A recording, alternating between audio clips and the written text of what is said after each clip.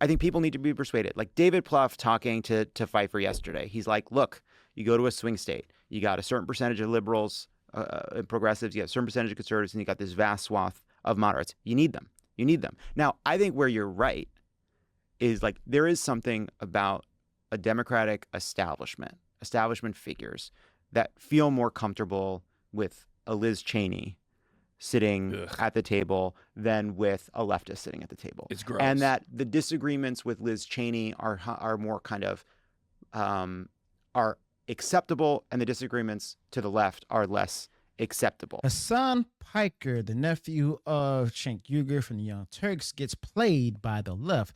Hasan Piker sits down for an interview at Pod Save America to discuss the loss of Democrats. Now, this whole discussion starts off with the interviewer making the point that he is annoyed at how people didn't research in politics, and it quickly gets a bit weird between Hasan Piker and this interviewer and stuff when Hasan Piker tries to go ahead and force the interview to agree with him, just like the other people who are on the left to do it. And we all know about, Hasan Piker and everything. Unfortunately, I'm talking about him. But at the same time, this dude gets exposed by the left and stuff. So basically, it's left on left crime right here, or so you could say. So we have where, Hasan Piker, this discussion turns into a bit of a debate and stuff where they try to go ahead and try to figure out how the Democrats lost the election, both the president as well as the congressional races and stuff, and how, basically out of touch the Democrat Party becomes. So here's Hasan Piker along with this other individual talking about how the Democrats lost and the fact that Hasan Piker is getting destroyed and embarrassed by the left. So if you have any thoughts about this, let me know your thoughts about that in the comments below. Be sure to subscribe to the channel and click the bell notifications so that way you're notified of future uploads and updates. My great frustration, I think, in the way politics is talked about is often people do not want to do the work of figuring out who's actually responsible, right? Like Republicans will shut down the government, and mainstream sources will say Washington gridlock continues, right?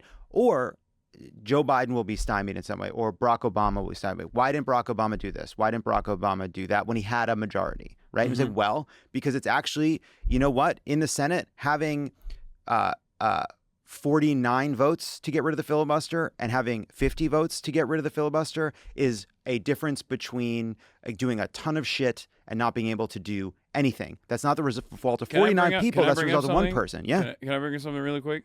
This conversation that you and I are having, have you ever heard a Republican have this conversation? Well, what do you mean? Like Republicans don't talk this way? Have you ever heard a Republican go, sorry, we couldn't get this done because we simply did not have the votes?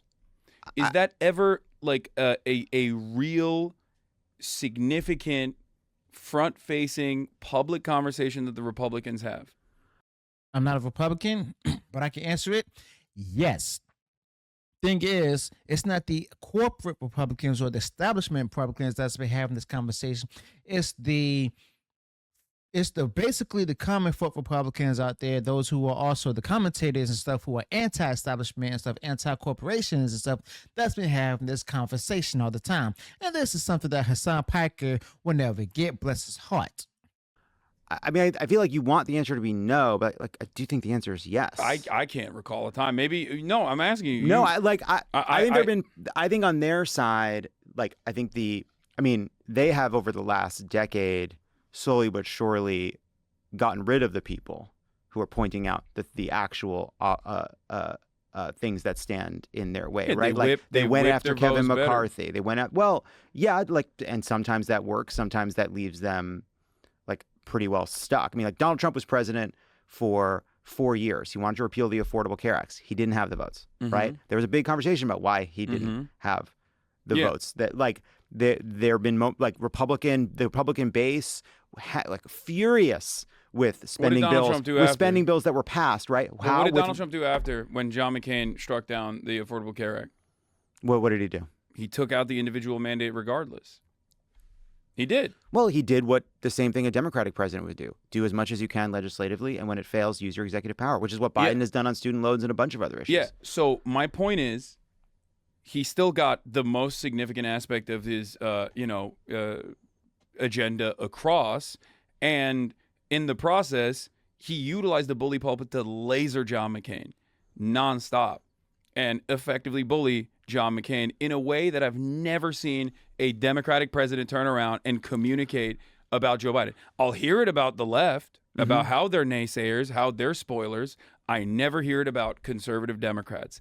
And I think it's the coalition. We talk about that. It's the coalition that you want to have, is my point. And I think Democrats, win or lose, want to win by their own established policies and the way that they want to win, and they're willing to lose if necessary, as long as they still maintain the overarching attitude that they have. I just think that is, or maybe they're just bad and wrong. Well, I just think that I think people need to be persuaded. I think people need to be persuaded. Like David Plouffe talking to Pfeiffer yesterday, he's like, look, you go to a swing state, you got a certain percentage of liberals and progressives, you got a certain percentage of conservatives, and you got this vast swath of moderates. You need them.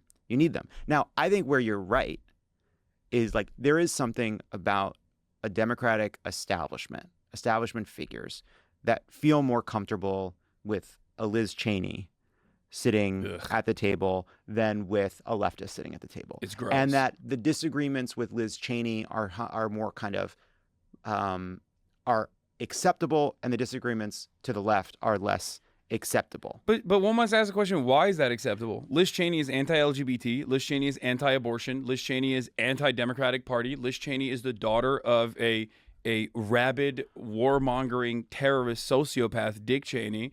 And yet there are Democrats who are more comfortable with her than people who also would totally be on board with the Democratic Party, but I don't know, have maybe sometimes identical opinions of Liz Cheney on even LGBT issues. Like Joe Rogan is a great example of this. Yeah. The Democratic Party has consistently utilized and weaponized, in the most cynical ways possible, identity politics.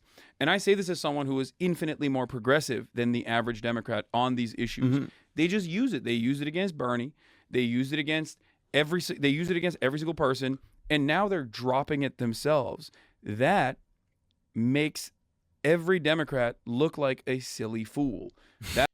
Well, that has been proven the point, because that's what happened this past election, because people didn't care about identity politics anymore. That's how Trump got elected, because they care more about, how much food prices are, the cost for fuel and everything, cost of living going high.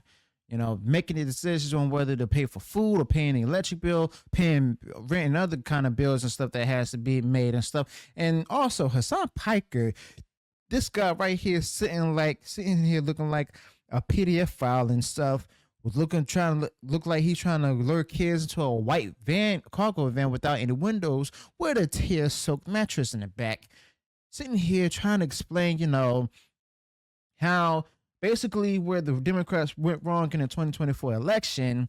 And it seems to me he still doesn't get the point. Hasan Piker, bless his heart, Cenk Uygur was right about him, where he still misses the point. And the fact of the matter is that the identity politics, whether it's from the woke left that he is a part of, or even the establishment Democrats and stuff, it fell flat on deaf ears. Okay, nobody cared about that. It was proven by that. Matter of fact, about over 76 million people actually stated that they don't care about that. Okay, and the fact of the matter also lies where Hasan Piker just cannot get the basic stuff correct. Okay, you have here where those who are claiming to be, progressive Democrats and stuff, still coddling to the establishment. You also have those who consider themselves as progressive Democrats, who are socialists and stuff, also have to use communism to go ahead and get their platform promoted further and stuff, as well as make a living for themselves. And Hasan Piker, I'm not a leftist, but Hasan Piker is just simply a grifter. Okay, and it seems that nobody cares about what Hasan Piker has to say except Hasan Piker. All right, Now, Republicans who are anti-establishment and stuff, who are the working class and stuff, those as well as those who are commentators and stuff, who aren't really a part of the mainstream, has been having conversations about where the Republicans went wrong in the elections where they lost. That's what happened back in 2022, and they blamed it on the chair of the RNC party. Okay, so yeah, there's that, and that's when they decided to go ahead and make the changes, shut their mouths, and stepped out the way. That makes it does. In the eyes of Americans, they go, you called us racist, you called us transphobic, you called us crazy, and now you're saying, okay, my bad, we got to drop this woke shit. Like, of course people are going to go, all right, I guess like I'm primed into now believing the Republicans. Like, you're pushing your base towards being more open-minded to right-wing policies. It's the only thing you're doing. And that's how and that's the only thing you're doing when you don't actually claw back a lot of the things that the Republicans, the former Republican administration, engages in. Like, Democrats are very good at trying to fix the deficit. They're the only real deficit hawks, right? Republicans certainly don't care. They only use it as a weapon to wield to communicate against the Democratic agenda. But this dude is definitely my way or the highway. He can't meet middle of anywhere. He's uber biased and stuff. He doesn't care about the opposition. He doesn't care about diversity of thought. He doesn't even care about agree to disagree. Okay, it's either his way or the highway, or you're every kind of Islamophobe in the book. And Hasan Piker is a loser because of that. Because the simple fact of the matter is that Hasan Piker will actually get a lot of stuff wrong. A matter of fact, everything wrong when it comes to, political discussions as well as debates. So let me know your thoughts about this in the comments below. Also, be sure to include any additional thoughts you might have on this particular topic. If you enjoyed what was shared in this video, go ahead and subscribe to the channel, click notifications, so that way you know notified of future uploads and updates. Till then, peace.